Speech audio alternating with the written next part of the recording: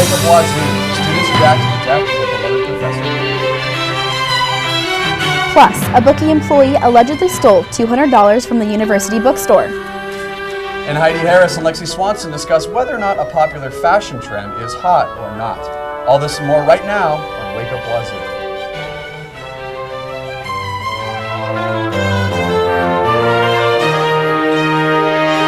Good morning, Pullman. Welcome to Wake Up Wazzu. I'm Ben Weinman. And I'm Megan Abundis. Thank you for waking up with us. This week, the WSU campus is mourning the loss of a history professor. Scott Stratton was found dead in Pullman last week in a pond at Sunnyside Park. Stratton's family notified police when he didn't return home after walking his dog Mojo. Pullman police assisted the family in the search for Stratton until dawn when officials found his body in the upper pond at Sunnyside Park. The Whitman County coroner has tentatively ruled the death accidental, and officials say there is no sign of foul play. Stratton students say that he told them he suffered from a medical condition. Police will continue the investigation to determine the cause of death. Stratton students have been expressing their grief over the loss of a favorite professor on social media. Reporter Timothy Pham asked students about their experience with the professor. Coming into this semester that he was having some health problems, didn't really know what was going on. He had to miss classes and stuff sometimes, which was really concerning, but when I heard of his passing, it was really sad because I feel like he helped out a lot of students here and probably is going to help progress people in life. I know he helped me. Professor Stratton was a very kind and understanding man. I had my own medical problems and he was really understanding, helped me out, and made the class a lot of fun. I think he liked his class just as much as all of us did. He was into it like we were. He had his own opinions. He never shared them till the end, but really interesting, and I could tell just everyone in the class loved him. Students will have the opportunity to pay their respects to Professor Stratton on March 8th at the Lewis and Clark Alumni Center at 1:30. Our reporter Timothy Pham will follow up with a story on March 10th episode. Ben, I understand that you had Stratton as a history professor. I did. I had him for History 322, which I think probably was his favorite class. It was United States Popular Culture. Really passionate about the topic. It's going to be very sad walking into class this week and not seeing him there. Yeah. Do you know what the history department is going to do about Stratton's classes? Yeah, good question. The history department emailed all of his students late last week and said that they're going to try to find professors to cover all of his classes. So we have one professor coming in on Tuesday, one professor coming in on Thursday. So I give credit to those professors stepping in at this horrible time, but it's still going to be really sad. I know the whole campus is mourning. Thanks, Ben. Yep. Here's Amanda Rowley with today's Rowley Report. Thank you, Megan. Good morning, everyone. I'm Amanda Rowley with your Rowley Report with weekly news. Now, two Eastern Washington State University students died early Friday morning in a collision with a semi-truck. According to Washington State Patrol, 21-year-old Nancy Zarate and 21-year-old Ashley Gonzalez died at the scene. Reports state that both victims were not wearing a seatbelt. A third victim suffered critical head injury, and the 21-year-old was airlifted to Sacred Heart in Spokane. The other 21-year-old victim was taken to Whitman Hospital in Colfax with minor injuries and was released later that afternoon. Now, the Washington State Patrol says that the 1999 Volkswagen Jetta had lost control near Colfax at Highway 95 on milepost 36 when it hit a patch of ice.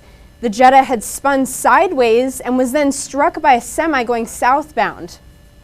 In Whitman County, prosecutors are charging a Washington State University bookie employee for theft. Now, 20-year-old Rayona McNeely is charged for theft in the third degree. McNeely allegedly stole over $200 from the university bookstore. WSU police say from mid-December to the beginning of January, McNeely allegedly had duplicated receipts from customers and then used those copies to return money to her bank account to show an item was returned and put that money on her own debit card. McNeely will make her first appearance in the Whitman court Friday morning. And Whitman County prosecutors charged 3 individuals also for theft and fraudulent crimes. In mid-August, a wallet was reported missing stolen to WSU police. The victim allegedly had tracked the card transactions, which was used at a variety of gas stations and restaurants in Pullman. The three women pictured in this, on a Facebook picture we have, but we're having a few technical difficulties showing that to you. But there's three women in the picture that are going to be facing multiple theft and fraud charges. 19-year-old Central Washington University student Madison Gregel Coslow was arrested for second-degree theft, 3 counts of second-degree identity theft, and second-degree possession of stolen property. A 21-year-old WSU student, Mugarora Musangazi, was arrested for 2 counts of second-degree theft, 2 counts of forgery, and second-degree possession of stolen property. The 19-year-old Auyani Bigger Session was arrested for accomplice to second-degree theft. All 3 of these suspects will make their first appearance in Whitman Court Friday morning as well. Now, a battle between the 2 giant distributors, Costco and its allies, and the Liquor Control State Board, will be going at it, making a battle on whether or not, that could result in a price hike with booze.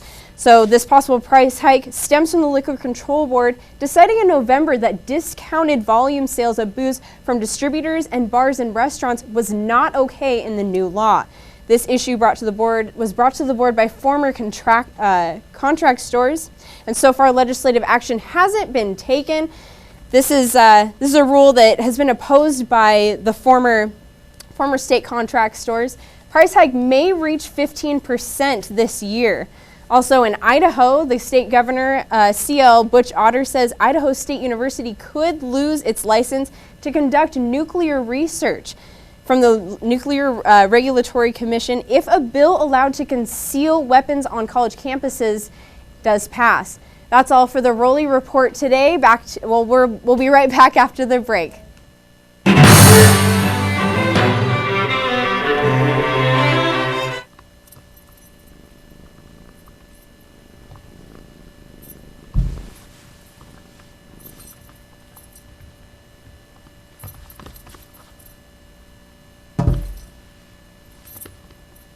There's a shelter pet who wants to meet you.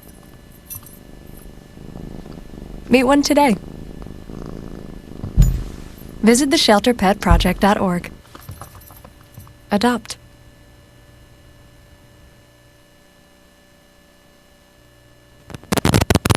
Welcome back. So the Greek students here at WSU are coming together to try to make a lasting legacy here at our university. Wake Up Wazzu reporter Aaron Osgood has more on the story. Aaron? The Greek community at Washington State University is under scrutiny for recent headlines, including hazing and students falling out of windows.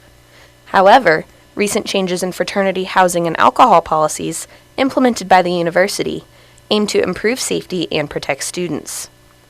Sorority leadership has taken a stand to show the WSU community a positive side to Greek life. Panhellenic Council launched an initiative called Project 13 last week in an effort to unify Greek students.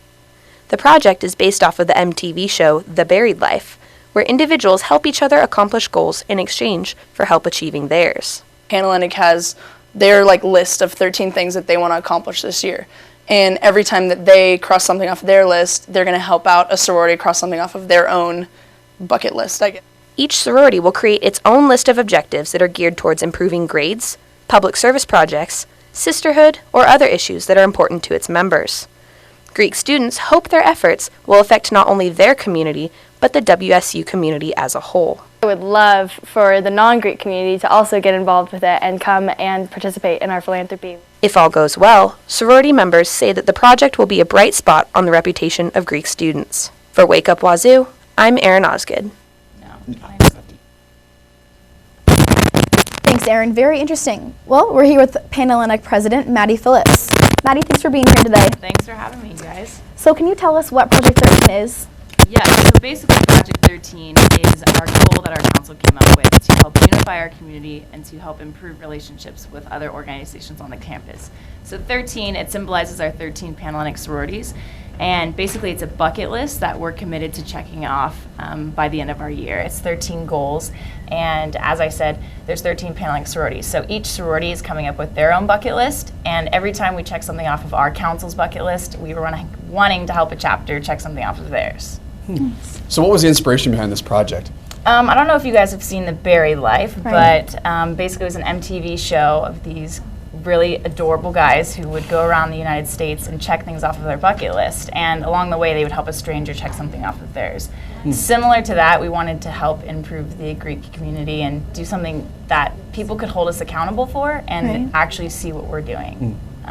Yeah, and I think it's not just a PR stunt, it's definitely comes from a place of heart and a genuine place of actually wanting to make a difference before we leave this council and this community. Yeah. What's the time frame for the Project 13? So I'm really excited. Tonight we are releasing our 13 goals great. on our Panhellenic blog, and we're going to be posting it and promoting it everywhere. We're releasing our goals, and we hope to achieve all 13 by the end of our term and help a chapter complete one of theirs as well. Well, Maddie, thank you very much for joining us. We really appreciate it. Getting up early in the morning, it means a Hey, lot. I don't mind. Thank you so much for having me. Thank you. Yeah, we'll be right back with weather. It's been pretty cold outside. It's been pretty cold, so let's see what Chris has. We'll be right back. The next 30 seconds can save you a lot of money. Just do your laundry in cold and stick to full loads. Auto-sleep your computers. Plug your gadgets in a power strip and switch it off when you're done. Headed out? Turn back your thermostat by 10 degrees. And drive sensibly. The more energy you save, the more money you save. Find other great tips at energysaver.gov. All right, I'm Chris Shaw with your weather. And today in Pullman, it is going to be 33 degrees for the high and a chance of snow showers. I would say there would be a chance, but it's already snowing here in Pullman. We know it gets cold here.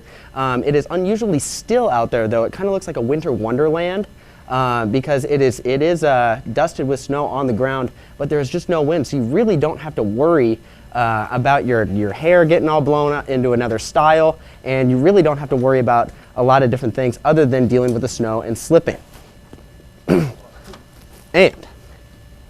And then around the state, we're just going to take a look at around the state here.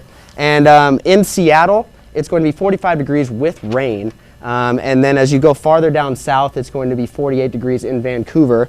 And as I said, in eastern Washington, it is going to be 33 degrees. And up there in Bellingham, you see it's 41.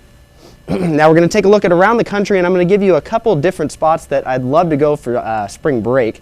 Now, Los Angeles is 71. I'm going there, actually, so meet me up there. I'd love to be there right now. It's just beautiful, sunny, not like it is here. Also, down in Florida, Miami, at 85 degrees. I mean, it is white hot down there, as you see the white here. Now, the white up there in New York City doesn't exactly mean hot. It is definitely cold there, 32 degrees, kind of like how we are here. In Helena, 26 degrees, and I will tell you also in Minneapolis, Minnesota, 1 degree right now. Don't go there. Now, I'm just going to give you what I expect for the week here in Pullman. And it is going to be in the high 30s, mid 40s, and then the lows are going to get down into the mid 20s to high 30s. So keep those warm pajamas on, but back to you guys at the desk. Thanks, Chris. I know the pass has been pretty bad lately. Have you ever gotten stuck on the Snoqualmie Pass, Ben? You know, I have 7 hours. Oh my goodness. We were on the pass for 7 hours, and they were doing road control, or avalanche control and road construction. It was a nightmare. It was an absolute nightmare. That's insane. Wow. Well, take it easy, drive slow. Yes, I would tell all students, the thing on the other side of the pass you're trying to get to, it's not worth it. Yeah. Take it easy, guys. Thanks. Take it easy. All right, well, we're going to take a short break, but stick around for the sports report. You don't want to miss it.